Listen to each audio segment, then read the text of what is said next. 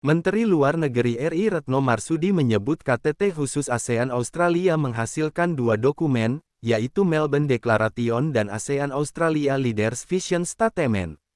Melbourne Declaration berisi arah kerjasama di bidang politik keamanan, ekonomi, dan sosial budaya ke depan. Sementara itu, ASEAN Australia Leaders Vision Statement merupakan visi para pemimpin dalam menghadapi berbagai tantangan perubahan geopolitik, geostrategi, dan geoekonomi. KTT ini diselenggarakan untuk memperingati 50 tahun kemitraan ASEAN dengan Australia.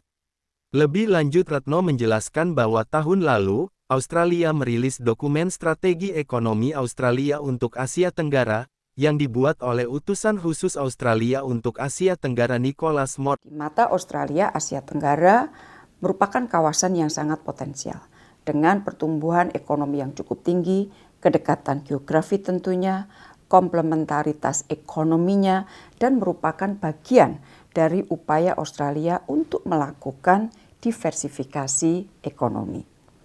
Di dalam laporan tersebut ada 4 hal besar yang akan dilakukan, yaitu raising awareness, removing blockages, building capacities, dan deepening investment. Sementara 10 prioritas atau sektor yang akan diprioritaskan ada 10, yaitu agriculture and food resources, green energy transition, infrastructure, education and skill, visitor economy, healthcare, digital economy, professional and financial services, serta yang ke-10 adalah creative industries.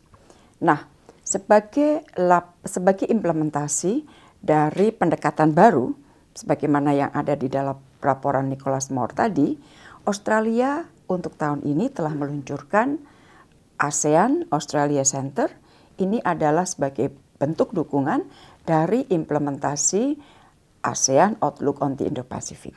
Kemudian Australia juga memberikan 55 beasiswa magister dan 55 beasiswa non-gelar di bidang kerjasama AOIP bagi negara-negara ASEAN dan juga Timor Leste, serta penambahan pusat fasilitasi startup Australia di 4 kota di ASEAN, termasuk di Indonesia dan Vietnam.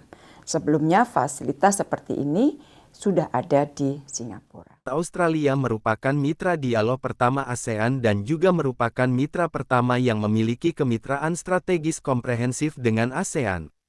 Pada 2022 investasi dua arah Australia-ASEAN mencapai 307 miliar dolar Australia atau sekitar 3.149 triliun rupiah.